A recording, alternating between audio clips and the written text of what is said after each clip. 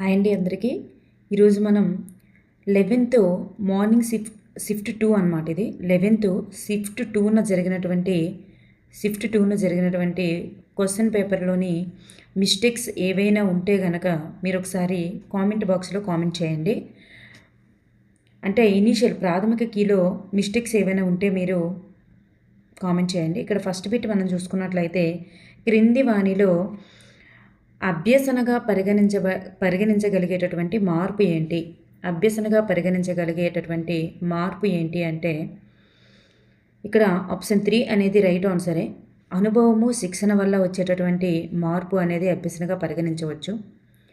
Next one చూసుకున్నట్లయితే Seashore measures of musical talent test అనేది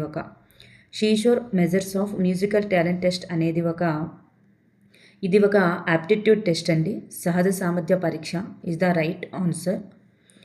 next one ఇక్కడ చూస్తే ఒక విద్యార్థి మొదటి పీరియడ్లో నేర్చుకున్నటువంటి మొక్క భాగాలు అనే భావన రెండవ పీరియడ్లో జనాభా పెరుగుదల భావనను నేర్చుకోవడానికి అడ్డంకిగా మారి మర్చిపోవడాన్ని ఇలా పిలుస్తారు. ఇక్కడ చూస్తే పురోగమన అవరోధం అనేది రైట్ ఆన్సర్ అన్నమాట. పురోగమన అవరోధం అనేది రైట్ ఆన్సర్. నెక్స్ట్ వన్ చూద్దాం. ఇక్కడ చూస్తే క్రింది వాటిలో సరి అయిన జతను గుర్తించండి. ఇక్కడ ఏమిచ్చారు? ప్రారంభ స్ఫూర్తి అభ్యసన వేగం తక్కువ, అలాగే చాంచల్య దశ అభ్యసన వేగం స్థిరం, పీఠభూమి దశ అభ్యసన వేగం తాత్కాలికంగా నిలిచిపోవడం అన్నారు, శారీరక హద్దు అభ్యసన వేగం ఎక్కువ అన్నారు. ఇక్కడ సరి అయినది ఏంటి అంటే ఆప్షన్ 3 అనేది మాత్రమే ఇక్కడ సరి అయినది. ఇక్కడ చూస్తే రిమైనింగ్ అన్నీ కూడా మనకి సరిగా లేవన్నమాట. నెక్స్ట్ వన్ చూసుకున్నట్లయితే ప్రతిస్పందనకు ప్రతిఫలానికి మధ్య ఉండేటటువంటి సంబంధం ఏర్పడుతుందని తెలియజేసేటటువంటి సిద్ధాంతం ఏంటి?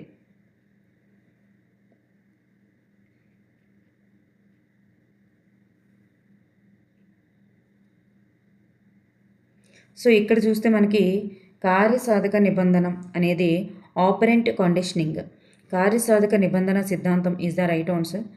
నెక్స్ట్ వన్ చూస్తే సంజ్ఞాభాష వీరి కొరకు ఉద్దేశించబడింది. సంజ్ఞాభాష అంటే చూడండి, గుర్తులు. సంజ్ఞలు అంటే ఏంటి? గుర్తుల ద్వారా నేర్చుకోవడం అనేటటువంటిది అంటే ఒక మూగవాళ్ళకి మాత్రమే వినిపించిన వాళ్ళకి సంజ్ఞలు ఒక సైగలు చేస్తూ నేర్చుకోవడం అనేటటువంటిది ఎవరికి ఉద్దేశించబడిందంటే చెవిటి వారికి, అంటే శ్రవణ లోపం గలవారికి అన్నమాట. సో వాళ్ళకి మాటలు వినిపించవు కాబట్టి సంజ్ఞల ద్వారా నేర్చుకుంటారు సైగలు చేస్తూ. నెక్స్ట్ వన్ ఈనాడు నేను ఈ స్థాయిలో ఉండడానికి గల కారణం రేపు ఏ స్థాయిలో ఉండాలో నిన్ననే ఆలోచించుకొని ఉండడమే అన్న మెక్ ఐవర్ వాక్యం క్రింది రకపు ప్రేరణకు సంబంధించినది. దేనికి సంబంధించిందంటే అచీవ్మెంట్ మోటివేషన్కు సంబంధించింది, అంటే సాధనా ప్రేరణకు సంబంధించినది. నెక్స్ట్ వన్ ఆనందదాయక అభ్యసనం అంటే ఏంటి? ఇక్కడ భయరహిత వాతావరణంలో అభ్యసనం నేర్చుకోవడం, అంటే భయం అనేటటువంటిది ఉండకుండా భయరహిత అభ్యసన వాతావరణం అనేది ఉండాలన్నమాట. నెక్స్ట్ వన్ చూస్తే ఒక ఉపాధ్యాయుడు తరగతి గదిని 5 ఉపసమూహాలుగా విభజించి ఒక సభ్యుడు ఒక ఉపభావనను మిగిలిన సభ్యులకు బోధించేలా కేటాయించడం జరిగింది. ఇది ఏ పద్ధతిని సూచిస్తుంది అని చూసుకున్నట్లయితే ఇది ఒకరినొకరు కోఆపరేట్ చేసుకుంటూ నేర్చుకోవడం కదా. ఇది సహకార అభ్యసనానికి సంబంధించినది. నెక్స్ట్ వన్ NAP 2020 ప్రకారం అనేది ఈ అంశంపై ప్రధాన దృష్టి సారించింది. NAP 2020 అనేది మరి దేనిపైన ప్రధాన దృష్టి సారించింది అంటే సమ్మిళిత మరియు సమాన విద్య పైన దృష్టి సారించింది. రైట్ ఆన్సరే. నెక్స్ట్ వన్ ఈ క్రింది పద్ధతి అనేది NCF 2005కి ఆధారం. NCF 2005కి ఆధారమైనటువంటి వాదం ఏమిటి అని చూస్తే కన్స్ట్రక్టివిజం అంటే నిర్మాణాత్మక వాదం is the right answer. Next one Makarenko యొక్క విద్యాతత్వం క్రింది వాదంతో సారూప్యత కలిగి ఉంటుంది. మకరంకు యొక్క విద్యాతత్వం అనేది ఏ వాదంతో సారూప్యత కలిగి ఉంటుంది అంటే సోషల్ ఇన్స్ట్రక్టివిజం, సాంఘిక నిర్మాణాత్మకతకు రిలేటెడ్గా ఉంటుంది. సాంఘిక నిర్మాణాత్మకతకు రిలేటెడ్గా ఉంటుంది. Next one, national early childhood care and education policy రూపొందించినటువంటి సంవత్సరం ఎప్పుడు? దీన్ని రూపొందించినటువంటి సంవత్సరం ఎప్పుడు అంటే 2013 ఈజ్ ద రైట్ ఆన్సర్. 2013 అనేది right answer. Next one, open learning platform నందు ఎస్పిఓసి యొక్క ఫుల్ ఫామ్ ఏంటి? ఎస్పిఓసి యొక్క ఫుల్ ఫామ్ ఏంటంటే సింగిల్ పాయింట్ ఆఫ్ ఇక్కడ చూస్తే సెల్ఫ్ పేస్డ్ అంటే అది కూడా అవుతుంది. Self paced online courses. Self paced online courses. Next one చూసుకున్నట్లయితే ఇది క్లిష్ట పరిస్థితుల్లో వెనుకకు మరలే మానసిక చేతన స్థితిని ప్రదర్శించేటటువంటి రక్షణ తంత్రం. క్లిష్ట పరిస్థితుల్లో వెనుకకు మరలే మానసిక చేతన స్థితిని ప్రదర్శించే రక్షణ తంత్రం ఏది అంటే రికగ్నిషన్ అంటే ప్రతిగమనం. ప్రతిగమనం is the right answer. Option 2 అనేది option 2 right answer. Next one చూస్తే ఇది నేర్చుకున్న పనిని మళ్ళీ చేసే సామర్థ్యం. నేర్చుకున్న పనిని మళ్ళీ చేసేటటువంటి సామర్థ్యాన్ని ఏమంటారు?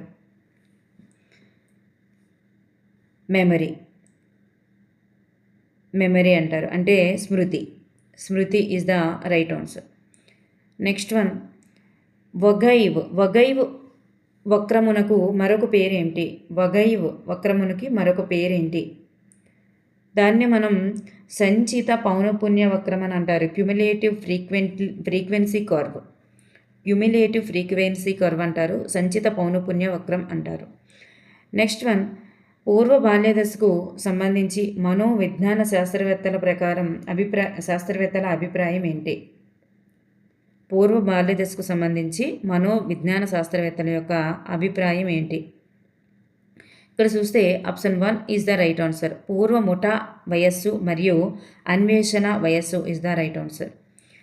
Next one, Bandura. ఇక్కడ చూడండి, ఇక్కడ మనకి మ్యాచ్ ద ఫాలోయింగ్ అనేటటువంటిది ఇవ్వడం జరిగింది. బండూరా యొక్క చూస్తే మనకి psychological modelling is the right answer.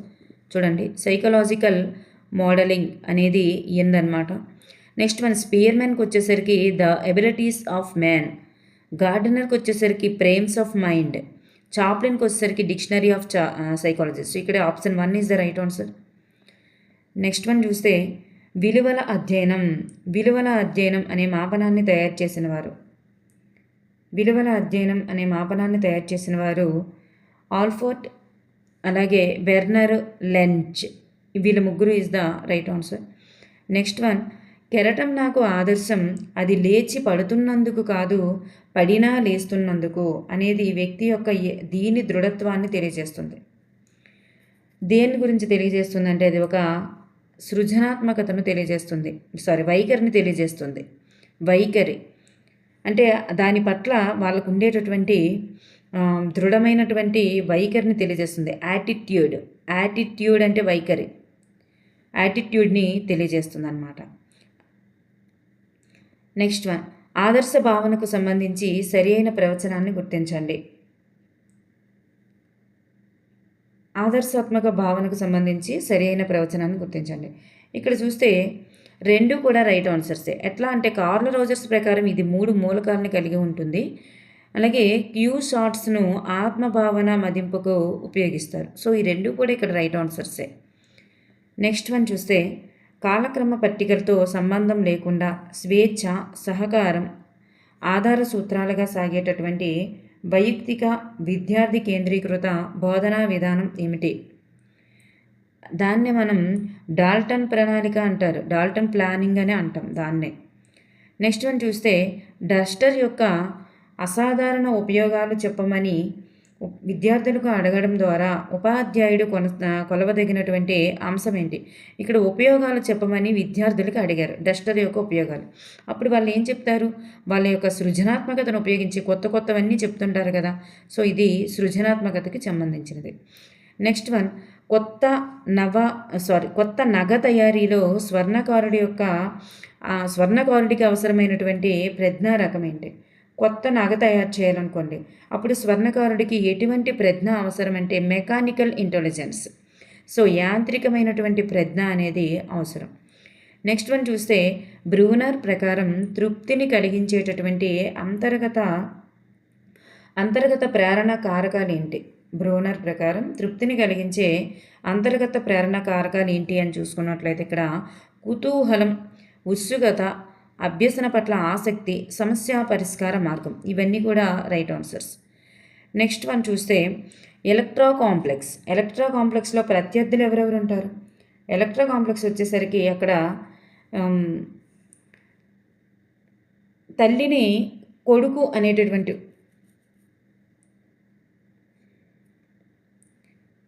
అక్కడ తల్లి కూతురు అనేటటువంటిది ఇక్కడ ప్రత్యర్థులు అవుతారు. తల్లి కూతురు అనేటటువంటి వాళ్ళు ప్రత్యర్థులు అవుతారనమాట. అంటే ఇక్కడ అర్థం ఏంటంటే తన తండ్రి ప్రేమ కోసం, తన తండ్రి యొక్క ప్రేమ కోసం, తన తండ్రితో ప్రేమగా ఉండడం కోసం తల్లితో గొడవాడుతుందన్నమాట. అంటే తన తండ్రి ప్రేమ కోసం తన తల్లితో పోటీ పడేటటువంటి భావము. సో ఇక్కడ తండ్రి అనేటటువంటి వ్యక్తిని తీసేస్తే తల్లి కూతురి మధ్య పోటీ అనేటటువంటిది ఏర్పడుతుంది కాబట్టి వాళ్ళిద్దరూ ప్రత్యర్థులు అవుతారు. నెక్స్ట్ వన్ చూస్తే మానసిక వికాస సూత్రానికి సంబంధించి సరి అయిన వాక్యం ఏంటి?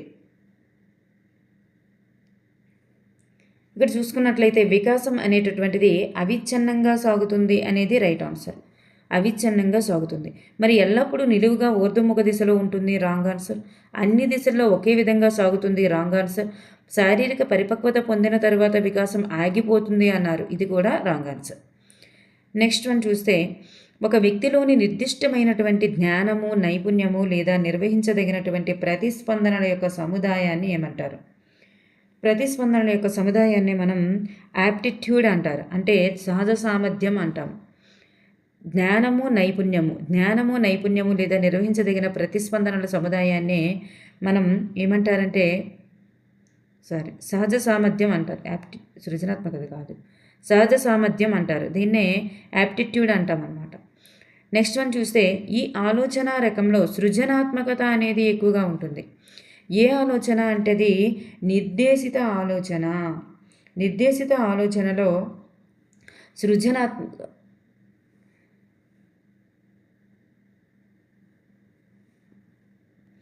ఇక్కడ మనకి నిర్దేశిత ఆలోచన అనేటటువంటిది మనకి ఆన్సర్గా ఇచ్చారు. కానీ సృజనాత్మకత అనేది సంసర్గ ఆలోచనకు సంబంధించినది. సో ఇక్కడ మనకి ఆప్షన్ 2 అనేది రైట్ అని నేను భావిస్తున్నాను. సో మీకు తెలిసినటువంటి ఆన్సర్ని మరి ప్రూఫ్ ఉన్నట్లయితే ఒకసారి కామెంట్ చేయండి. నెక్స్ట్ వన్ చూద్దాం. ఇక్కడ తెలుగు ఒకసారి వచ్చినట్లయితే పై గద్యాన్ని అనుసరించి సత్యం ఏంటి? ఇక్కడ చూసుకున్నట్లయితే ఇక్కడ భావ స్వరూపములగు శైలులు అనంతములు, ఇక్కడ ఆప్షన్ 3 అనేది రైట్ ఆన్సరే అనమాట. నెక్స్ట్ వన్ చూస్తే ఇది కూడా మనకి ఇక్కడ రైట్ ఆన్సరే. ఆధ్యాత్మిక లక్షణాలు అలాగే సామాజిక సిద్ధాంతాలు కలిపినదే శేషేంద్ర కవిత్వం అనేది ఇక్కడ కూడా రైట్ ఆన్సరే. మరి ఇక్కడ పద్యం ఇచ్చారు, పద్యం ఇచ్చి పై పద్యంలో పోతన ఏం చెప్తున్నారు అని.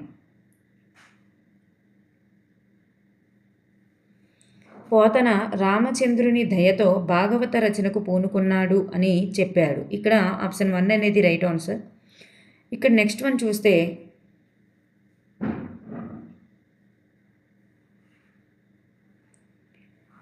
ఆప్షన్ 3 అనేది కూడా రైట్ ఆన్సర్. ఇక్కడ పై పద్యంలో తిరుమల రాయలుని వీరితో పోల్చారు. తిరుమల రాయల్ని ఎవరితో పోల్చారంటే శంకరునితో, శుక్రాచార్యునితో, మన్మధునితో పోల్చడం జరిగింది.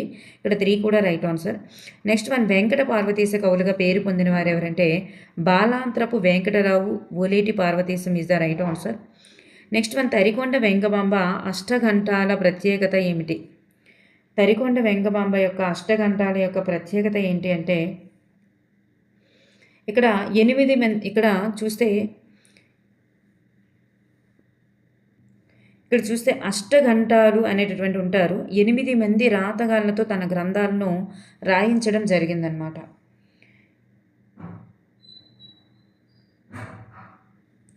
నెక్స్ట్ వన్ మర్రి చెట్టు డూడు బసవన్న పాఠ్యాంశాలు అనేవి ఈ ప్రక్రియకు చెందినవి. మర్రి చెట్టు డూడు బసవన్న పాఠ్యాంశాలు దేనికి సంబంధించినవి అని చూస్తే, మర్రి చెట్టు అనేది తన గురించి తాను చెప్పుకుంటుంది కదా, సో స్వాగతానికి సంబంధించినది. మరి డూడు బసవన్న అనేది ఒక జీవిత చిత్రణం, సో జీవిత చిత్రానికి సంబంధించింది. ఆప్షన్ 2 అనేది ఇక్కడ రైట్ ఆన్సర్. నెక్స్ట్ వన్ చూస్తే సంస్కృతి సాంప్రదాయాలు ఇతివృత్తంగా కలిగినటువంటి పాఠ్యాంశాలు. సంస్కృతి సాంప్రదాయాలు ఇతివృత్తంగా కలిగినవి చూస్తే ముగ్గుల్లో సంక్రాంతి రైట్ ఆన్సర్. అలాగే ఈటింగ్ పండుగ, ఈ 2 పండుగలకు సంబంధించినవి కూడా సంస్కృతి సాంప్రదాయాలకు సంబంధించినవే. సో ఆప్షన్ 2 అండ్ 4 అనేది రైట్ ఆన్సర్ అనమాట. ఇది మానవ విలువలు, అలాగే ఇది పెన్నేటి పాట అనేది పర్యావరణ స్పృహ దానికి సంబంధించింది. నెక్స్ట్ వన్ పర్యావరణానికి సంబంధించింది. క్రింది పదాలు వాటి అర్థాలతో జతపరచండి అన్నారు. ఇక్కడ చూస్తే దిటవు అంటే మనకి దిటవు అంటే ధైర్యము, అలాగే దిటవు అంటే ధైర్యము బలం అనే మీనింగ్ వస్తుంది. అలాగే పటిమ ధైర్యము బలం అనే మీనింగ్ వస్తుంది. పటిమ అంటే నేర్పు నైపుణ్యం అనేటటువంటి మీనింగ్ వస్తుంది. గణం అంటే గుంపు సమూహము అలా మీనింగ్ వస్తుంది. అలాగే వీచి అంటే తరంగము అలా అనేటటువంటి మీనింగ్ వస్తుంది. సో ఇక్కడ మనకి చూస్తే రా యా లా వా సో ఆప్షన్ రా యా లా వా కదా, sorry option 1 is the right answer. ఇక్కడ ఉన్నది కరెక్ట్గానే ఉంది. పొడుపు విడుపు పాఠ్యాంశంలోని పాత్రలు ఏంటి? పొడుపు విడుపు పాఠ్యాంశంలోని పాత్రలు ఆదిత్య అనూష అత్తమ్మ. ఆదిత్య అనూష అత్తమ్మ అనేటటువంటి వాళ్ళు కాదు. ఇక్కడ పొడుపు విడుపు పాఠ్యాంశంలో సీతి వెంకి గీతి, సీతి సూరి వెంకి గీతి అనేటటువంటి వాళ్ళు ఉంటారు. సో ఇక్కడ మనకి ఆప్షన్ 3 అనేది సరి అయిన ఆన్సరే. ఇది ముగ్గుల్లో సంక్రాంతి పాఠ్యాంశంలో ఉంటారు వీళ్ళు. నెక్స్ట్ వన్ చూస్తే సరి అయిన నానార్థాలు గల పదాన్ని గుర్తించండి. సరి అయిన నానార్థాలు గల పదం ఇక్కడ చూస్తే విహంగము అంటే పక్షి, శంఖము అనేటటువంటివి కాదు. పక్షి అనేది అవుతుంది కానీ శంఖం కాదు. అలాగే వర్షము వాన వర్షం, ఇక్కడ ఆప్షన్ 2 అనేది రైట్ ఆన్సర్. ఇవి 2 కూడా రాంగ్ ఆన్సర్స్. నెక్స్ట్ వన్ విధం యొక్క ప్రకృతి రూపం. విధం యొక్క ప్రకృతి రూపం వితం ఈజ్ ద రైట్ ఆన్సర్ అనమాట. వితం. అలాగే కొండవలే పెద్ద పెద్ద భవనాలు కలిగినది అనేటటువంటి ప్రకృతి వ్యుత్పత్తి అర్థాన్ని ఇచ్చేటటువంటి పదం ఏంటి? దాన్నే నగరం అంటారు. నగరం ఈజ్ ద రైట్ ఆన్సర్. క్రియాసహిత మధ్యమ పురుష బహువచన వాక్యం ఏంటి? క్రియాసహిత మధ్యమ పురుష బహువచన వాక్యం మీరు మంచి మార్గంలో నడుస్తున్నారు అనేది రైట్ ఆన్సరే. నెక్స్ట్ వన్ ఎన్ని కళ్ళు ఉన్నా 2 కళ్ళుతో చూస్తుంది. ఈ పొడుపుకి విడిపేంటి? ఎన్ని కళ్ళు ఉన్నా 2 కళ్ళతోనే చూస్తుంది. ఈ పొడుపు కథకి విడిపు ఏమవుతుందంటే మయూరము is the right answer. Next one Ramu నిద్రలేచి కాలకృత్యాలు తీర్చుకొని అన్నం తిని బడికి వెళ్ళాడు. ఈ వాక్యంలో అసమాపక క్రియలని ఏమున్నాయి అంటే తిని, వెళ్ళి, చూసి ఇట్లా ఈ అనేటటువంటి ప్రత్యయం వచ్చింది కాబట్టి చివర కొని, తిని ఎట్లాంటివి అసమాపక క్రియలకు ఈ అనే ప్రత్యయం వచ్చింది కాబట్టి ఇవి క్వార్థకాలు అవుతాయి అన్నమాట. నెక్స్ట్ వన్ ధృతం మీద హల్లుతో కూడుకొనుటను ఇలా అంటారు. ధృతం మీది హల్లుతో కూడుకొనుటని ఏమంటారు అంటే సంశ్లేషణే అంటారు. నెక్స్ట్ వన్ తాళవ్యాలు అంటే మనకు తెలుసు కదా.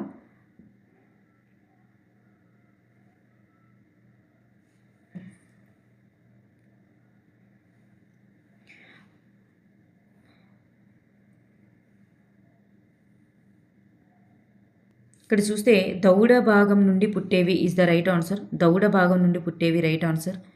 నెక్స్ట్ వన్ ఇక్కడ చూస్తే ఈ క్రింది పద్య పాదాలను సరైన క్రమంలో అమర్చండి అన్నారు. ఇక్కడ చూస్తే మనకి ఆప్షన్ 2 అనేది సరిగానే ఉంది.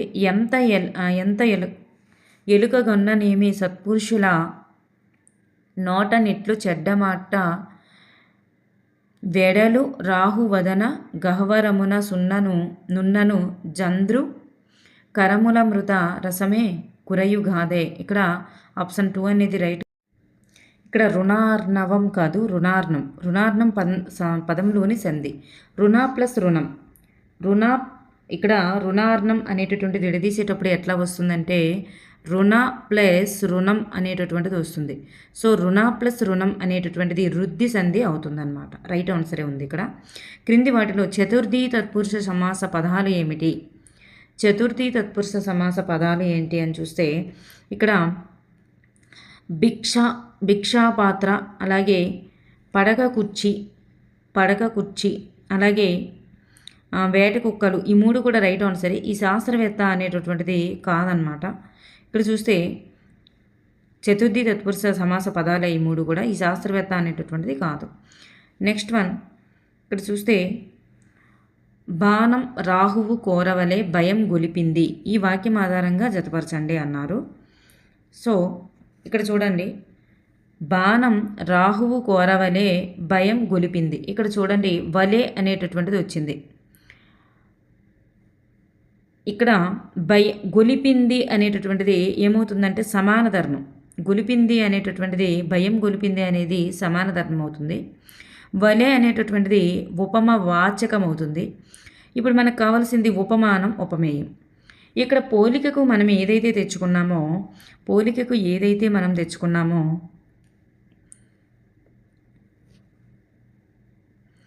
దేనిని పోలికకి తెచ్చుకున్నాం?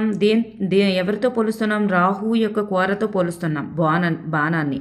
సో రాహువు యొక్క కోరతో పోలుస్తున్నాం. సో రాహువు యొక్క కోర అనేటటువంటిది ఉపమానం అవుతుంది. ఇక్కడ బాణం అనేది ఉపమేయం అవుతుంది. సో ఇక్కడ option 2 is the right answer. Next one గొనకొని వీడు నీకును శకుంతలకు బ్రియ నందనుండు సే అని ఇక్కడ ఉంది. పద్యపాదానికి సరైన గురులఘువుల క్రమం ఏంటి అన్నారు.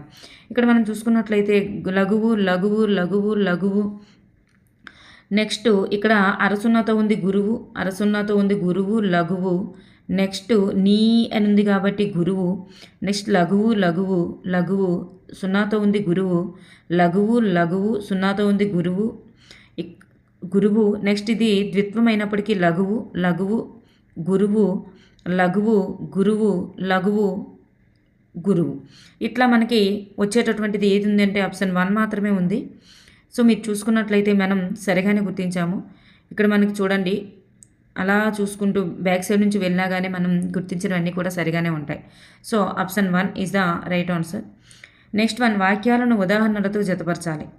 ఇక్కడ చూడండి, ఆహా ఎంత బాగుందో.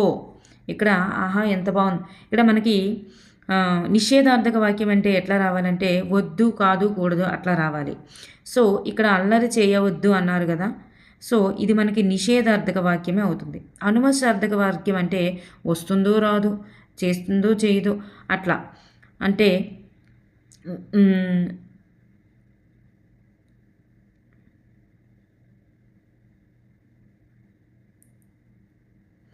సో ఇట్లా మీరు పుస్తకాలని అంటే అనుమతినిచ్చేటటువంటి కూడా అనుమశార్థక వాక్యాలకే వస్తుంది. నెక్స్ట్ ఆశ్చర్యార్థక వాక్యం అంటే ఆశ్చర్యాన్ని తెలియజేసేవి. సో ఇక్కడ ఫస్ట్ వన్ ఎంత బాగుందో అనేది ఆశ్చర్యాన్ని తెలియజేస్తుంది. మీరు ఉత్తీర్ణులు అగుదురుగాక ఆశీర్వాదకానికి సంబంధించింది. సో ఇక్కడ మనకి ఇచ్చినటువంటిది కూడా రైట్ ఆన్సరే.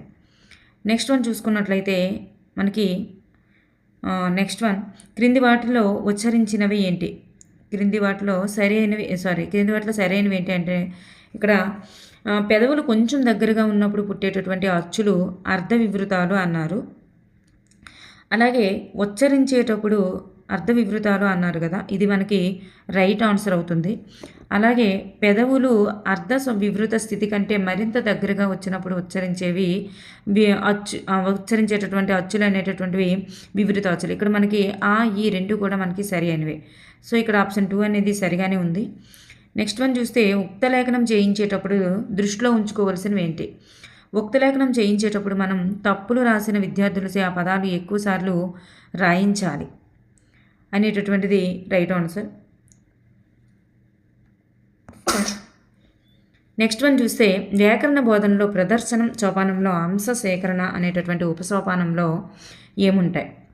హంస సేకరణ అనేటటువంటి ఉపసాపనంలోనే మనకి బోధనాంశాన్ని బోధించేటకు అనుకూలమైనటువంటి ఉదాహరణలను విద్యార్థుల నుండి సంగ్రహించాలన్నమాట. ఇక్కడ హంస సేకరణ అంటే అలా ఉంటాయన్నమాట ఉపహంసాల్లో. నెక్స్ట్ మనం వార్షిక ప్రణాళిక రచనలో తీసుకోవాల్సినటువంటి జాగ్రత్తలకు సంబంధించినటువంటి సత్యాలేంటి. ఇక్కడ మనకు చూస్తే విద్యార్థులకు కష్టంగా అనిపించే పాఠ్యాంశాలకు ఎక్కువ సమయం కేటాయించాలి. సెలవు దినాలతో పాటు తను పెట్టేటటువంటి సెలవులను కూడా పరిగణలోకి తీసుకోవాలి. సంవత్సరానికి విద్యార్థులు సాధించాల్సిన సామర్థ్యాలకు అనుగుణంగా బోధించాలి. ఇక్కడ పైవన్నీ కూడా సరి అయినవి అన్నమాట. నెక్స్ట్ మనం చూస్తే వ్యాస రచనకు ఉండవలసినటువంటి లక్షణాలు తెలిపి విద్యార్థుల వ్యాస రచనలో ఆ లక్షణాలు ఉన్నాయో లేదో పరీక్షించుటకు ఉపయోగపడేవి ఏంటి అంటే శోధన సూచికలు లక్షణాంశాలు ఉన్నాయో లేదో తెలుసుకోవడానికి ఉపయోగపడేవే శోధన సూచికలు. ద్విపార్శ్వ ఉపకరణాలకు సంబంధించినటువంటి సత్యాలేంటి. ద్విపార్శ్వ ఉపకరణాలు ఎలా ఉంటాయంటే ఇవి పొడవు వెడల్పులు మాత్రమే కలిగి ఉంటాయి. ఎత్తు అనేటటువంటివి కలిగి ఉండవు. అది త్రిపార్శ్వకే ఎత్తు ఉంటుంది. మరియు ఇవి రేఖాచిత్రాలు కథా చిత్రాలు ద్విపార్శ్వ ఉపకరణాలకి చెందుతాయి. చార్టులు ఇవన్నీ కూడా ద్విపార్శ్వ ఉపకరణాలకి చెందుతాయి. ఇక్కడ ఆప్షన్ 1 అనేటటువంటిది రైట్ ఆన్సర్. నెక్స్ట్ మనం ఇంగ్లీష్కి వెళ్ళినట్లయితే ఈ had a reputation for being a tyreless careful and correct worker. Choose the strong synonym that best replace the underlined phrase. ఇక్కడ మనం చూస్తే ద రైట్ ఆన్సర్ కాన్షియస్ అనేది ఇక్కడ రైట్ ఆన్సరే అనమాట. నెక్స్ట్ వన్ చూస్తే I will celebrate the success of my country and my people without arrogance or pride. ఇక్కడ choose the antonym of the underlined part. ఇక్కడ వితౌట్ అరోజెన్స్ ఆర్ ప్రైడ్ దాని యొక్క meaning చూసుకున్నట్లయితే ప్రౌడ్లీ అనేది right ఆన్సరే అవుతుంది. Next one choose from the following phrases a common idiom meaning to disappear completely without a trace. ఇక్కడ మనకి చూస్తే vanished into thin air is the right answer. Next one చూస్తే it was an amazing dash to she. Choose the correct option that fits in the blank. ఇక్కడ చూస్తే sight is the right answer. Sight to see right answer. When I am driving I always wear if it's very bright and sunny. ఇక్కడ చూస్తే చూడండి compound sentence ఏది set అవుతుంది అని చూస్తే ఇక్కడ సన్ గ్లాసెస్ అనేది సెట్ అవుతుంది. Wear sunglasses. Bright and sunny. ఇక్కడ చూడండి bright and sunny is the right answer. Next one she has a heart of stone. Choose the correct figure of speech used in the above sentence. ఇక్కడ మనకు చూస్తే option 1 is the right answer. Apostrophe is the right answer అనమాట. Apostrophe అనేది right answer.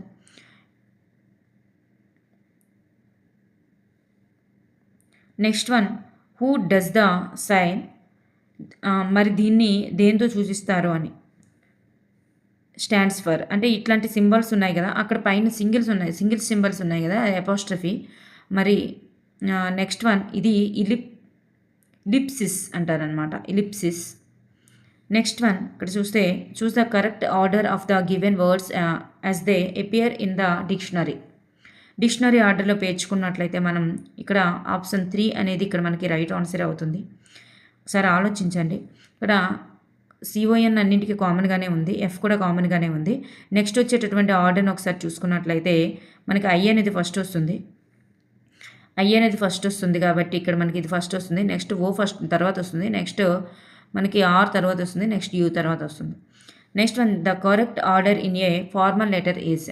Formal letter యొక్క correct ఆర్డర్ని చూసుకున్నట్లయితే first date, next address, next salutation, body, subscription, next signature. Next one pick the correct simple sentence from the following. ఇక్కడ correct simple sentence ఏంటి అని అడుగుతున్నారు. ఇక్కడ ఇన్స్పైట్ ఆఫ్ అనేటటువంటి వర్డ్ అనేది మనకి సింపుల్ సెంటెన్స్లోనే యూజ్ చేస్తాము. సో ఇక్కడ the in spite of facing many set backs he does not lose hope is the right answer అనమాట simple సెంటెన్స్కి.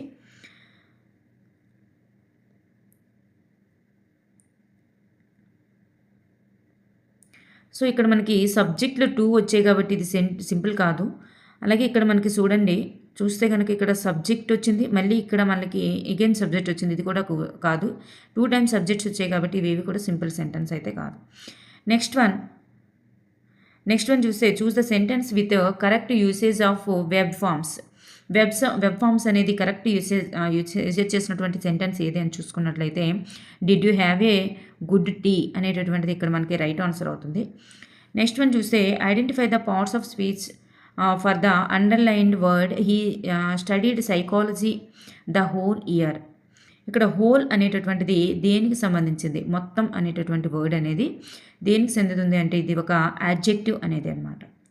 Next one complete the sentence with correct usage of articles or no article. అయితే ఇక్కడ article use చేయడం కానీ లేదా no article కానీ కరెక్ట్గా use చేయమంటున్నారు. ఇక్కడ చూస్తే ఫస్ట్ దాంట్లో ఇఫ్ నో ఆర్టికలే వస్తుంది, విన్నర్ కమ్స్ కెన్, ఇక్కడ కూడా నో ఆర్టికలే వస్తుంది అనమాట. ఆప్షన్ 4 ఈజ్ ద రైట్ ఆన్సరే. నెక్స్ట్ వన్ చూస్తే choose the option with the correct preposition. ఇక్కడ I usually sit dash window in class so I can look out if I get bored. ఇక్కడ చూస్తే మనకి ఆప్షన్ 4 అనేది రైట్ ఆన్సరే. బై అనేటటువంటిది వస్తుంది, SIT by A window అనేది వస్తుంది. Next one complete the sentence by choosing the correct passive verb. ఇక్కడ చూస్తే one day English will be spoken everywhere is the right answer. Spoken అనేది వస్తుంది, V3 అనేది వస్తుంది మనకి ప్యాసివ్లో. నెక్స్ట్ వన్ చూస్తే Sita and Gita said we are going to buy a house. ఇక్కడ చూడండి, Sita and Gita said that వస్తుంది ఇక్కడ మనకి. దే కదా, వి అంటే అక్కడ మేము అని చెప్పుకుంటున్నారు, సో ఇక్కడ మనం చెప్పేటప్పుడు దే అనేది చెప్పాలి. దే ఆర్ అనేది వర్గా మారుతుంది. Next going to buy a house, ఇక్కడ ఆప్షన్ 1 అనేది right answer. Next one choose the correct modal verb to express offer. ఇక్కడ కరెక్ట్ మోడల్ వర్బు ఎక్స్ప్రెస్ ఆఫర్ని ఎక్స్ప్రెస్ చేసేటప్పుడు దేన్ని యూజ్ చేస్తారంటే షల్ అనేటటువంటి దాన్ని యూజ్ చేస్తారు. Next one identify the correct spelling of the word. Correct spelling ఏంటి అని ఇక్కడ డెరైజివ్లీ అనేటటువంటిది ఇక్కడ right answer. Next one of the following is the term for a person who is extremely important or large in size. ఇక్కడ చూస్తే మనకి colossus అనేటటువంటిది right answer అవుతుంది. Next one identify the sentence type that టెన్స్ with a period and states information or facts. ఇక్కడ చూస్తే మనకి declarative sentence అనేది right answer. Next one choose the grammatically correct sentence. Grammatically కరెక్ట్గా ఉన్నది ఏది అంటే he goes for a walk every day అనేది right answer. Next one pick out the adjective clause in the given sentence. Adjective clause అంటే దేనికి సంబంధించింది? Adjective clause that, ఇక్కడ చూడండి దట్ అనేటటువంటిది వచ్చింది కదా, ఇది అడ్జెక్టివ్ క్లాజ్కి సంబంధించింది. దట్ అనేటటువంటి వర్డ్ వస్తే అది అడ్జెక్టివ్ క్లాజ్కి సంబంధించింది. That bites is the right answer. Next one ఇక్కడ మనకి ప్యాసేజ్ ఇచ్చారు, ప్యాసేజ్ది మనకి కరెక్ట్గానే ఉంది. ఇక్కడ education in a natural surroundings is the right answer. ఇక్కడ మనకి చూస్తే ఇక్కడ మనకు ఒక పోయం ఇచ్చారు. ఈ పోయం నుంచి how is the chameleon described. ఇక్కడ చూస్తే a lizard short of thinking is the right answer. Next one చూస్తే English methodology. Choose the book that can provide samples of old ఇంగ్లీష్ని ప్రొవైడ్ చేసేటటువంటి శాంపిల్స్ ఏంటి అంటే ఇక్కడ బో వాల్ఫ్ అనేటటువంటిది right answer. Next one which of the following is the friction consonant of or predicative. ఇక్కడ చూస్తే option 4 అనేటటువంటిది right ఆన్సరే.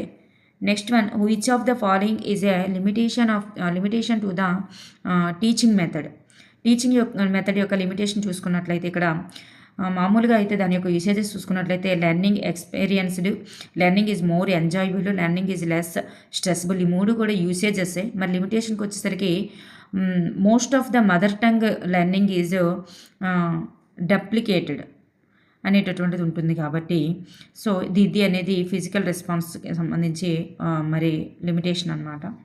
Next one, choose the type of grammar which believes in establishing a set of rules that need to be addressed strictly to. ఇక్కడ మనకు చూస్తే option 1 is the right answer. Prescriptive grammar is the right answer. Next one, which of the following is a structural word. ఈ క్రింది వాటిలో structural word ఏంటి అంటే was అనేటటువంటిది structural word అనమాట, grammar related. Next one, SAT stands for scholastic achievement test అనమాట.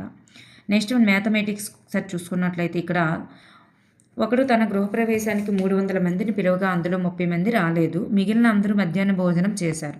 భోజనానికి ఖర్చు ఒక్కొక్కరికి 270 కాగా 30 మంది రాలేదంటే ఎంతమంది వచ్చినట్లమ్మా? 270 మంది కదా వచ్చారు అక్కడ.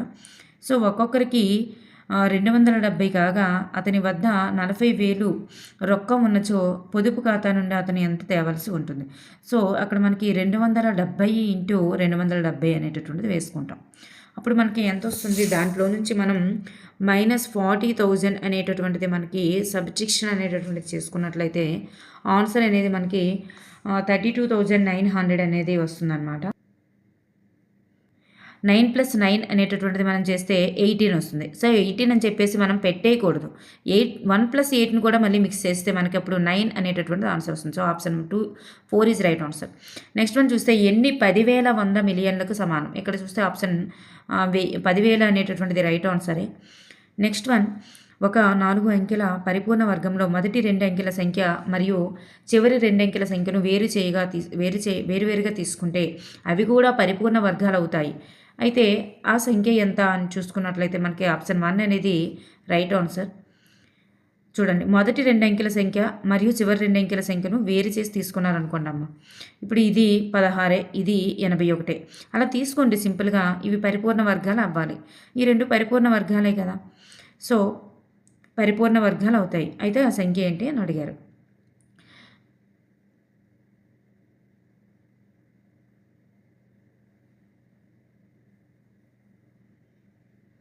మరియు ఈ సంఖ్య మొత్తము కూడా పరిపూర్ణ వర్గం అయి ఉండాలి. ఈ సంఖ్య మొత్తము కూడా పరిపూర్ణ వర్గం అయి ఉండాలి. సో ఈ సంఖ్య మొత్తం మనకి పరిపూర్ణ వర్గమే అవుతుంది. ఎట్లా అని చూసుకుంటే ఇది 41 హోల్ స్క్వేర్ అవుతుందన్నమాట. ఇది 41 హోల్ స్క్వేర్ అనేటటువంటిది అవుతుంది కాబట్టి మనకి ఇక్కడ first one is the right ఆన్సరే. నెక్స్ట్ వన్ చూస్తే ఒక సంఖ్యా రేఖపై 5/8 అనే భిన్నం క్రింది ఏ జత భిన్నాల మధ్య ఉన్నట్లు గుర్తించవచ్చు? ఇది కూడా మనకి సరైన ఆన్సరే ఉంది.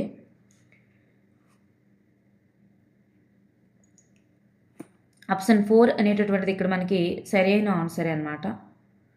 అంటే 5.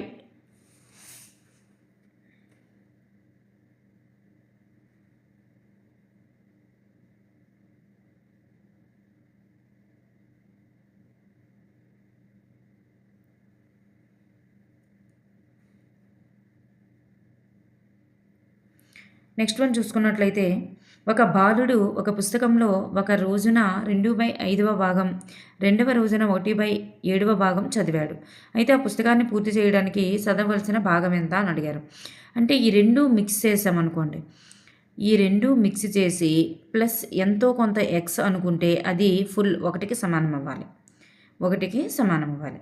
ఇప్పుడు మనం దీన్ని గనక కసాగు గనక కట్టుకున్నట్లయితే సో 14 అలాగే 5 + 35x ఈక్వల్స్ టు 1. ఈ 35ను కనుక మనం అతను పంపించుకున్నట్లయితే 35x ఈక్వల్స్ టు, సో ఇవతల మనకి 35 ఉంది. ఈ ప్లస్ ఎంత అవుతుంది మనకి 19 -19 ఇక్కడ చూసుకున్నట్లయితే అప్పుడు 35లో -19 మనకి ఎంత వస్తుంది?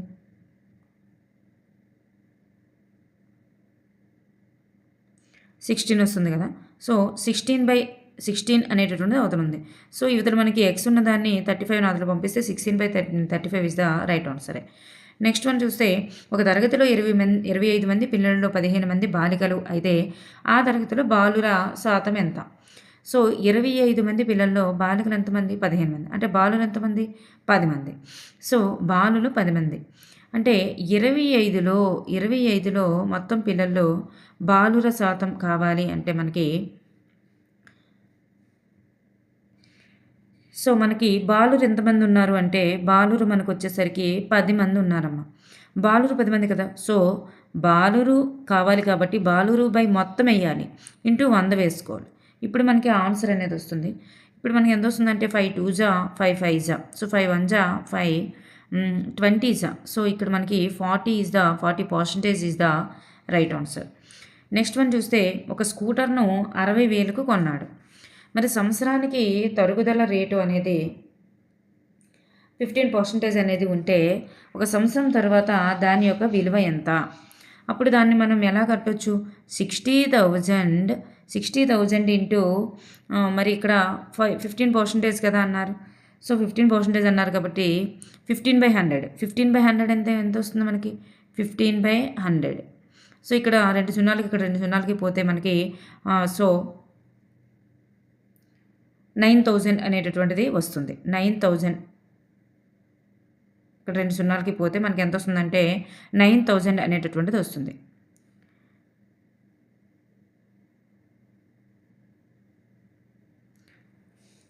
కదా వస్తుంది. సో ఇప్పుడు మనం ఈ 9,000 అనేటటువంటి దాన్ని ఈ 60,000లో నుంచి మనం తీసేయాలి. అప్పుడు మనకి రైట్ ఆన్సర్ వస్తుంది. 51,000 ఈజ్ ద రైట్ ఆన్సర్.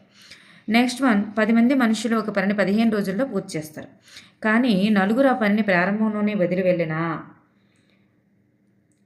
వెళ్ళిన మిగిలిన వారు ఎన్ని రోజుల్లో ఆ పనిని పూర్తి చేస్తారు? ఇక్కడ చూడండి, మనకి 10 మ్యాన్స్ అయితే మనకి ఇక్కడ 15 రోజుల్లో పూర్తి చేస్తారు.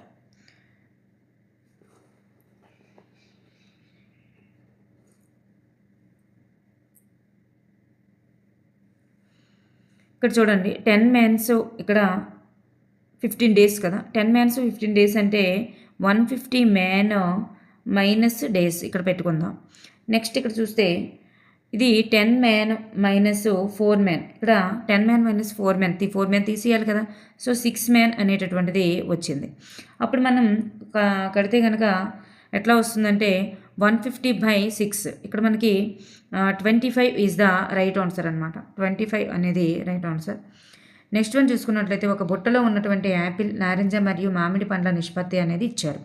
ఆ బుట్టలో యాపిల్ పండ్ల యొక్క శాతం ఎంత అని అడిగారు. సో మనం మొత్తానికి కూడా మనం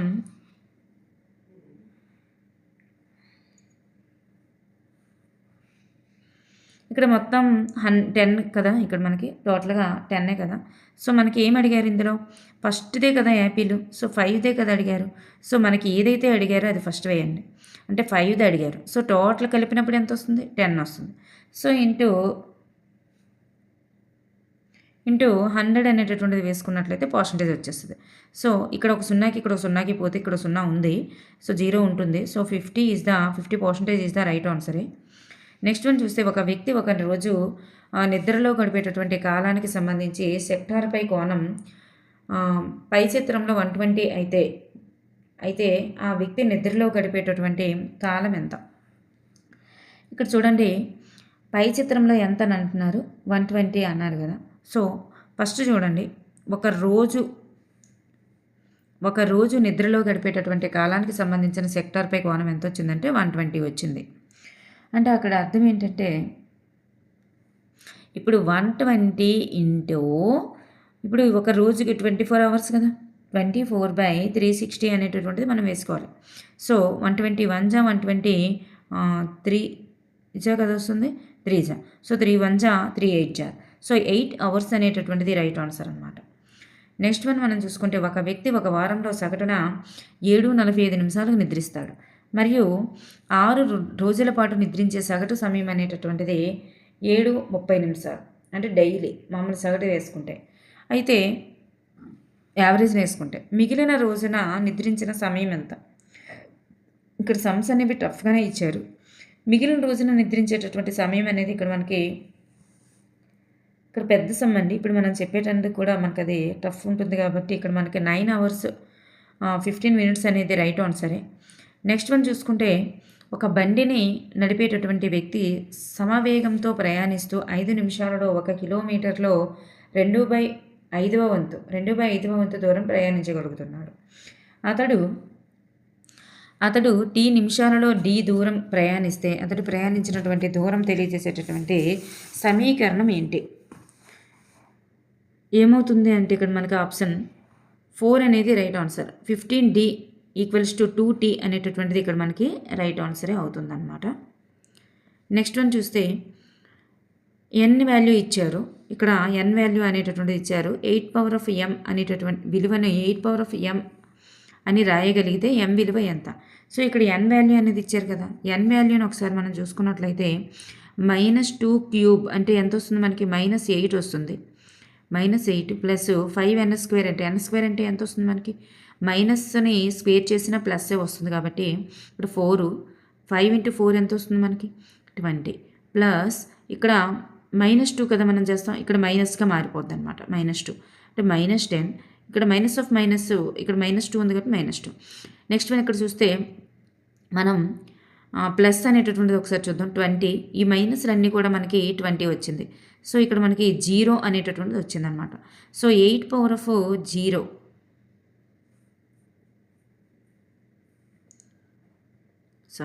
ఇక్కడ మనకి టోటల్ వాల్యూ ఎంత వచ్చిందంటే 0 అనేటటువంటిది వచ్చింది. So 8 power of m equals to 0 అయితే, so 8 power of m value అనేటటువంటిది 0 అయితే మనకి m వాల్యూ ఎంత వస్తుంది అంటే 0నే వస్తుంది. m వాల్యూ ఎంత వస్తుందంటే 0నే. ఇక్కడ option 1 is the right answer అనమాట. ఆప్షన్ 1 అనేది రైట్ ఆన్సర్. ఇక్కడ మనం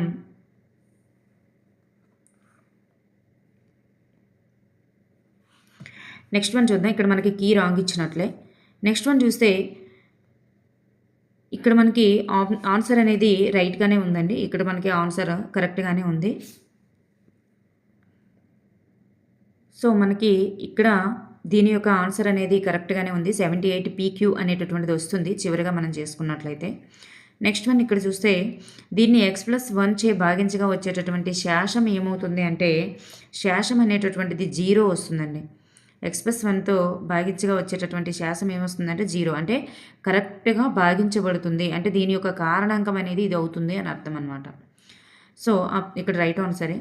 నెక్స్ట్ వన్ చూస్తే ఇక్కడ ఒక పాఠశాలలో 100 మీటర్ల పరుగు పందెం జరుగుతూ ఉంది. ఆ పరుగు పందెంలో ABCD అనేటటువంటి పాల్గొన్నారు. D అనేది చివరి గీతకు 7 మీటర్ల దూరంలో ఉంది. B D కంటే 5 మీటర్ల వెనుక ఉన్నాడు. C అనేది Dకు 10 మీటర్ల వెనుక ఉంది. మరియు A అనేది B కంటే 9 మీటర్ల వెనుక ఉన్నారు. ఏ చివరి గీతను చేరడానికి ఇంకా ఎంత దూరం పరిగెత్తాలి? ఏ అనేది చివరి చూడండి ఇక్కడ చూడండి మనకి ఇచ్చినటువంటి సమ్మను ఒకసారి చూసుకుందాం. డి అనేది ఇది అనేది చివరి గీతం అనుకుందాం. ఈ గీత గీసాను కదా, ఇది చివరి గీతం అనుకుందాం. ఇక్కడ డి అనేది ఫస్ట్ది అనమాట. ఈ చివరి గీతం చేరడానికి డి ఎంత దూరంలో ఉందంటే 7 మీటర్స్ దూరంలో ఉంది. మరి ఈ బి అనేటటువంటిది డి కంటే 5 మీటర్ల ఎక్స్ట్రా ఉంది. ఈ డి అనేది 7 మీటర్ల దూరంలో ఉంటే ఈ డి కంటే బి ఇంకొక 5 మీటర్ల ఎక్స్ట్రా దూరంలో ఉందంటే 12, టోటల్గా 12 మీటర్ల దూరంలో ఉంది. మరి సి అనేది డి కంటే 10 మీటర్లు. ఈ డి అనేది 7 మీటర్ల దూరంలో ఉంటే ఈ సి అనేది ఇంకొక 10 మీటర్లు. డి కంటే 10 మీటర్లు అంటే డీకి ఇంకో 10 కలపండి, ఏమవుతుంది? 17 అవుతుంది. ఈ ఏ అనేటటువంటిది బి కంటే 9 మీటర్లు.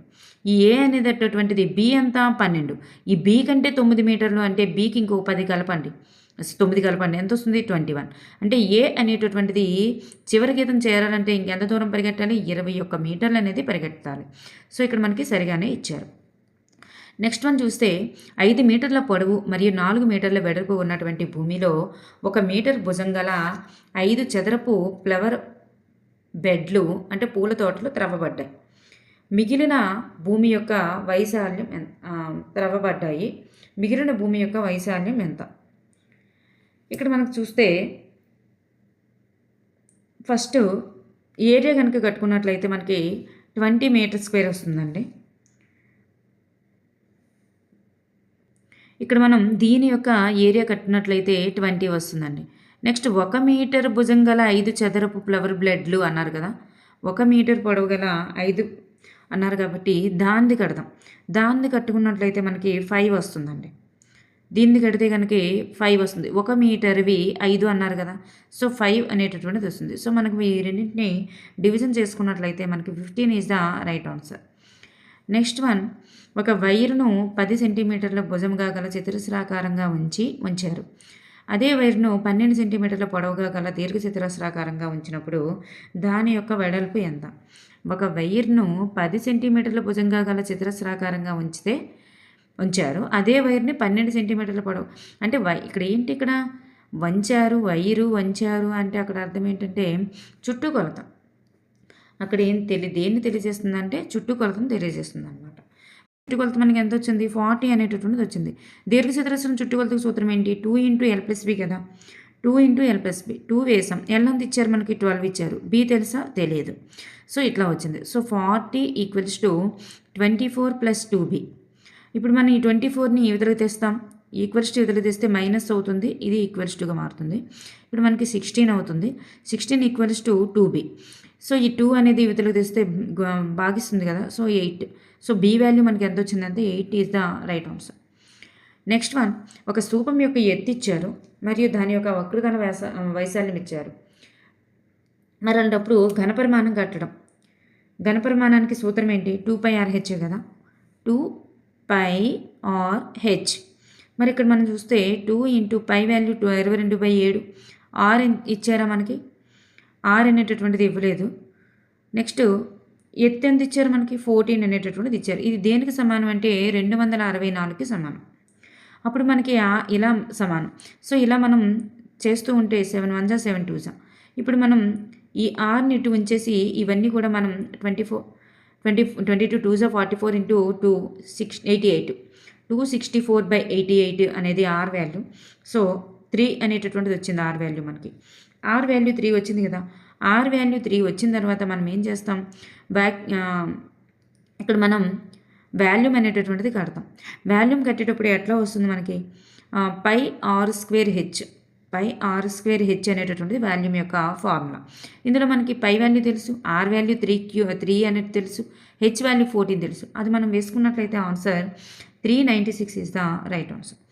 నెక్స్ట్ వన్ చూస్తే, ఏ 3 బిందువులు ఒకే సరళ రేఖలో లేకుండా ఉన్నట్లు ఉన్నా ఒక తలములో 6 బిందువుల ద్వారా గీయగల గరిష్ట రేఖాఖండాల సంఖ్య.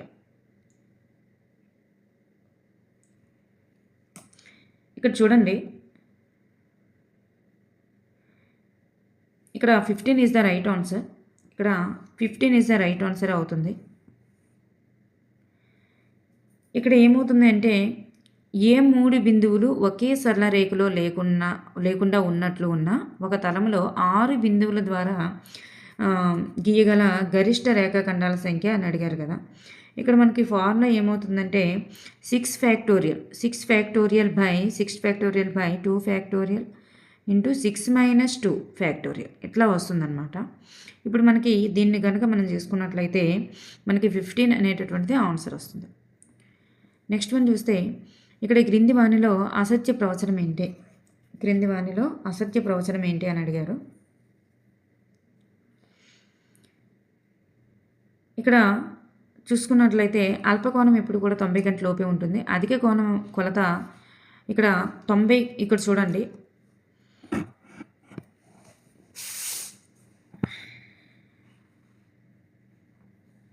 తొంభై కంటే ఎక్కువ ఉంటుంది అన్నారు ఇక్కడ. సో రాంగ్ కదా. సో అధిక కోణం కొలత అనేది 90 కంటే అధికం ఉంటుంది, రైట్ ఆన్సర్. పరావర్తన కోణం కొలత అనేది మనకి ఇక్కడ 180 కంటే ఎక్కువగాను, అలాగే 360 కంటే తక్కువగాను ఉంటుంది అన్నారు. ఇది రైట్ ఆన్సరే. మరి పూర్తి భ్రమణం యొక్క కొలత అనేది 360 కంటే ఎక్కువ ఉంటుంది అన్నారు. సో పూర్తి భ్రమణం కొలత 360 ఉంటుంది. సో ఇక్కడ మనకి 2 కూడా రాంగ్. ఇక్కడ 1 4 కూడా రాంగ్. A D అనేది రాంగ్ అనమాట. ఆప్షన్ 4 అనేటటువంటిది అసత్య ప్రవచనాలకి చెందుతుంది. రైట్ ఆన్సర్సే. నెక్స్ట్ వన్, ఇక్కడ చూస్తే త్రిభుజం యొక్క భుజాలు అయినాయంట. ఈ భుజాలు అయినప్పుడు మరి ఏమవుతుందా అన్నారు.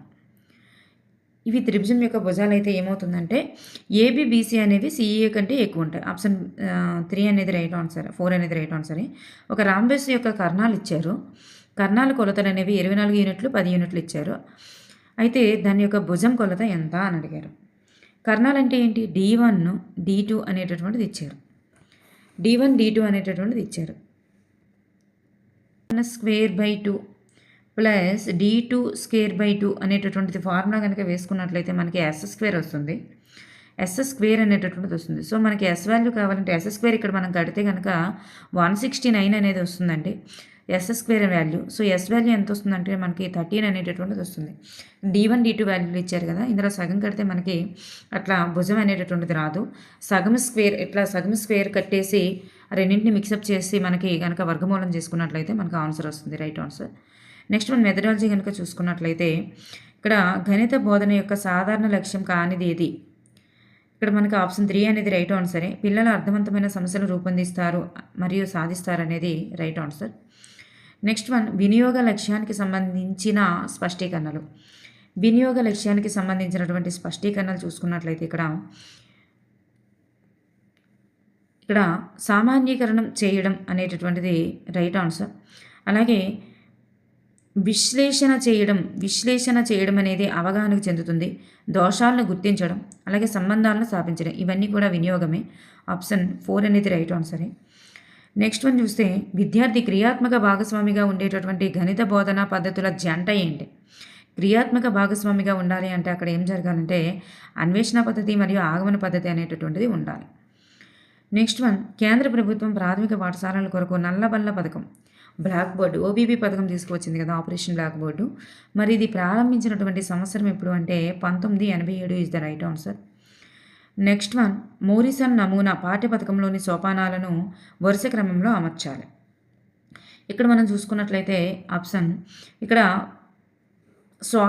శోధన అనేది ఫస్ట్ వస్తుందండి. శోధన ఫస్ట్ వస్తుంది, ప్రదర్శన second, right answer.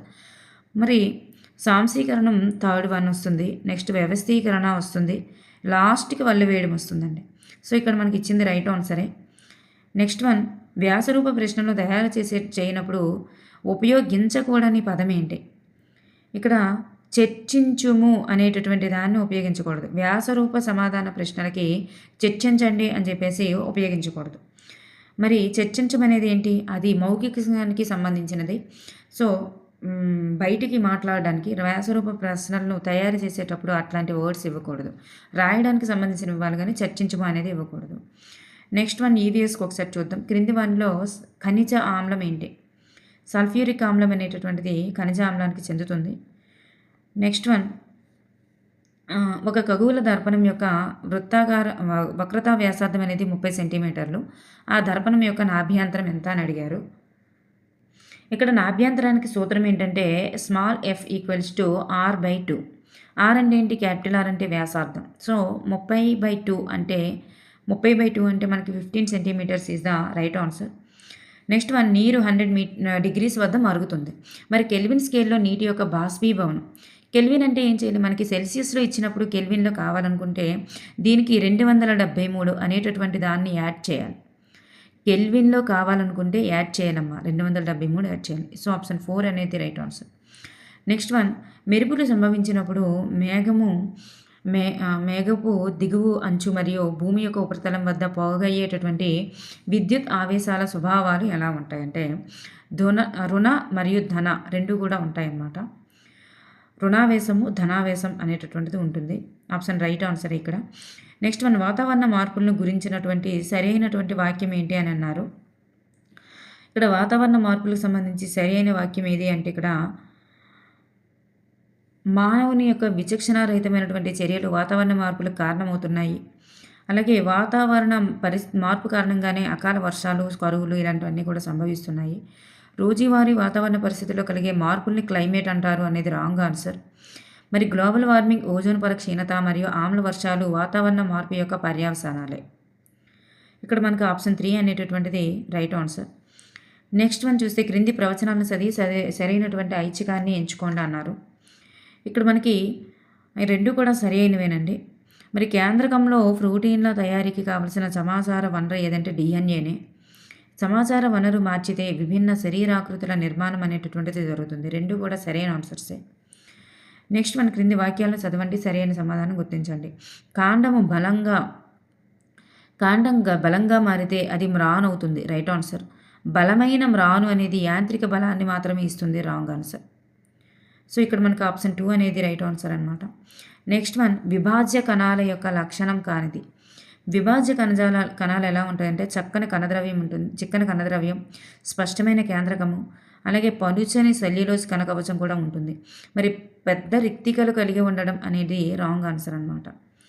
Next one చూస్తే ఇక్కడ ఒక రైతు చుట్టూ తిరిగేటటువంటి నాజిల్ కలిగినటువంటి లంబంగా ఉండే పైపులను ప్రధాన పైపుకు కలిపి పంటకు నిర్ణీత వ్యవధిలో నీటిని అందించే విధంగా ఉపయోగిస్తున్నాడు. ఇలాంటి పద్ధతిని సాధారణంగా ఉపయోగించేటటువంటి పంట మరియు పద్ధతిని ఏమంటారంటే కాఫీకి తుంపర పద్ధతి. ఇది తుంపర పద్ధతి, మన డిఎస్సిలో కూడా ఇవ్వడం జరిగింది. నెక్స్ట్ వన్, క్రింది వాక్యాల్లో టీకాలకు సంబంధించి సరైన వాక్యం ఏంటి? టీకాలు అనేటటువంటివి శరీరంలో రోగ నిరోధక శక్తిని పెంచడానికి అవసరమయ్యేటటువంటి చనిపోయిన మరియు బలహీనపరచబడిన సూక్ష్మజీవుల్ని కలిగి ఉంటాయి. ఇవే మనకి శరీరంలోనికి పంపిస్తారన్నమాట. అదే సరి అయినవి. నెక్స్ట్ వన్, ఈ క్రింది ప్రక్రియల్లో నేల నుండి నీరు మొక్కల్లోనికి ఆకుల్లోనికి చేరడానికి సహాయపడేవి ఏంటి అంటే మనకి ఇక్కడ ద్రవాభిసరణం, బాష్పశేఖం ఈ రెండు కూడా సహాయపడతాయి. ద్రవాభిసరణం, బాష్పశేఖం రెండు కూడా సహాయపడతాయి. నెక్స్ట్ వన్ చూస్తే యుఎన్ఓ 2005 నుంచి 2015 ఏ దశాబ్దంగా జల దశాబ్దంగా పరిగణించింది. మరి దీన్ని జీవనం కొరకు నీరు అనేటటువంటి థీమ్తో నిర్దేశించిందనమాట. జలం కొరకు నీరు, జీవం కొరకు నీరు, జీవం కొరకు జలం అనేటటువంటిది అనమాట అది, లేదా జీవనం కొరకు నీరు, ఏదైనా రైట్ ఆన్సరే. నెక్స్ట్ వన్, భారతదేశము ఈ ఉత్తర అక్షాంశాల మధ్య విస్తరించబడి ఉంది. ఇక్కడ ఫస్ట్ రైట్ ఆన్సర్ అనమాట. Next one, GPS full form global positioning system అనేది రైట్ ఆన్సరే. నెక్స్ట్ వన్ చూస్తే పేటెంట్ అంటే ఏంటి? ఏదైనా ఒక నూతన ఆలోచన లేదా ఆవిష్కరణపై ప్రత్యేక హక్కు కలిగి ఉండడాన్ని పేటెంట్ అంటారు. నెక్స్ట్ వన్ చూస్తే టాటా ఇనుము ఉక్కు కర్మాగారం ఈ రెండు నదుల సంగమ ప్రాంతంలో కలదు. ఎక్కడ ఉందంటే సువర్ణరేఖ మరియు కార్కే నదుల మధ్య ఉందన్నమాట. నెక్స్ట్ వన్, 2 లేదా ఎక్కువ రాష్ట్రాలకు ఒక వ్యక్తిని గవర్నర్గా ఈ ఆర్టికల్ ప్రకారం నియమించవచ్చు. ఆర్టికల్ 158(3)A అనేటటువంటిది రైట్ ఆన్సరే. నెక్స్ట్ వన్, ప్రత్యక్ష ప్రజాస్వామ్యానికి ఉదాహరణ స్విట్జర్లాండ్. నెక్స్ట్ వన్, క్రింది సంఘటనలను అవి జరిగినటువంటి సంవత్సరాల ఆధారంగా సరియైన కాలక్రమ వరుసను గుర్తించండి. బెంగాల్ విభజన, ఉప్పు సత్యాగ్రహం, క్విట్ ఇండియా. ఇది మనకి సరి అయినదనమాట. ఫస్ట్ బెంగాల్ విభజన, నెక్స్ట్ ఉప్పు సత్యాగ్రహం, నెక్స్ట్ క్విట్ ఇండియా 1942. బెంగాల్ విభజన 1919 అనుకుంటా. నెక్స్ట్ వన్ ఉప్పు సత్యాగ్రహం. సో మనకి ఇది రైట్ ఆన్సర్సే. నెక్స్ట్ వన్ చూస్తే ఇక్కడ సరికాని జతాన్ని గుర్తించండి అన్నారు. ఇక్కడ 31, 32 కోర్లు తిరుగుబాటు రాంగ్ ఆన్సర్. ఇది సంతాళ్ళు, వర్లీలు, బస్తార్ తిరుగుబాటు. ఇది 8th క్లాస్లోని గిరిజనులు దిగువులు అనేటటువంటి లెసన్లో మనకు ఉంటుంది, 4th లెసన్. నెక్స్ట్ వన్, 1990 సంవత్సరంలో భారత ప్రభుత్వం ఈ అవార్డును నెల్సన్ మండేలాకు బహుకరించింది. భారతరత్న అవార్డు 1990లో నెల్సన్ మండేలాకు బహుకరించింది. 1948 సంవత్సరంలో శ్రీలంకలో ఏర్పాటైన స్వతంత్ర ప్రభుత్వం ఈ మతాన్ని రక్షించి ప్రోత్సహించాలని భావించింది. ఏ మతం అంటే బౌద్ధ మతం. నెక్స్ట్ వన్, గౌతమ బుద్ధుడు నిర్వాణం చెందిన కుశీనగరం అనేది ఈ రాష్ట్రంలో కలదు. కుశీనగరం ఎక్కడ కలదు? ఉత్తరప్రదేశ్లోని కలదు. నెక్స్ట్ వన్, బహుళ సమాచార మాధ్యమాల పరంగా భిన్నమైన దాన్ని గుర్తించండి. Post card is the right answer.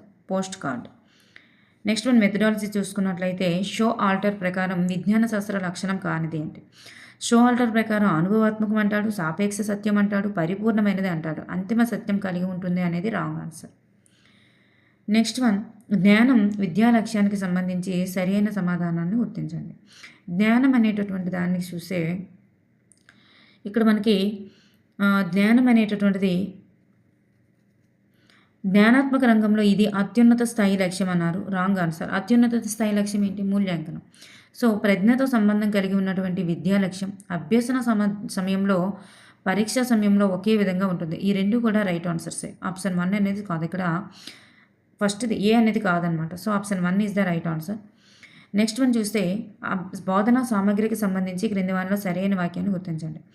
మరి ఇక్కడ బోధనా సామగ్రికి చూస్తే ఇంటర్నెట్లో వెబ్ పేజీ ఖచ్చితంగా ఎక్కడుంటుందో యూఆర్ఎల్ సూచిస్తుంది అనేది రైట్ ఆన్సర్. ఇది రైట్ ఆన్సరే. మిగతావన్నీ కూడా మనకి ఇక్కడ సరిగా లేవు. నెక్స్ట్ వన్ చూసుకున్నట్లయితే ప్రకల్పన పద్ధతి వల్ల కలిగేటటువంటి ప్రయోజనం. ప్రకల్పన పద్ధతి అంటే ప్రాజెక్ట్ పెద్దదే. మరి దీనివల్ల చూసుకుంటే నిజ జీవితానికి సంబంధించినటువంటి సత్యాలు తెలుసుకోవచ్చు. ప్రజాస్వామ్య భాగస్వామ్యానికి అవసరమైన శిక్షణ ఇస్తుంది. శ్రమ యొక్క గౌరవాన్ని పెంపొందిస్తుంది. దీర్ఘకాలిక స్మృతిని పెంపొందిస్తుంది. So option 4 is the right answer. Next one చూస్తే ప్రాచీన నలంద విశ్వవిద్యాలయంలో ప్రముఖంగా బోధించబడినటువంటి బోధనా పద్ధతి ఏది అంటే చర్చా పద్ధతి is the right answer. Next one final bit. ప్రకల్పన పద్ధతి మ్యాచ్ ద ఫాలోయింగ్ ఒకసారి చూసుకున్నట్లయితే ప్రకల్పన పద్ధతి అంటే సాంఘిక వాతావరణంలో హృదయపూర్వక ఉద్దేశపూర్వకంగా నిర్వహించేటటువంటి ప్రక్రియ. ఇది ఒక ఇచ్చినటువంటి నిర్వచనమే.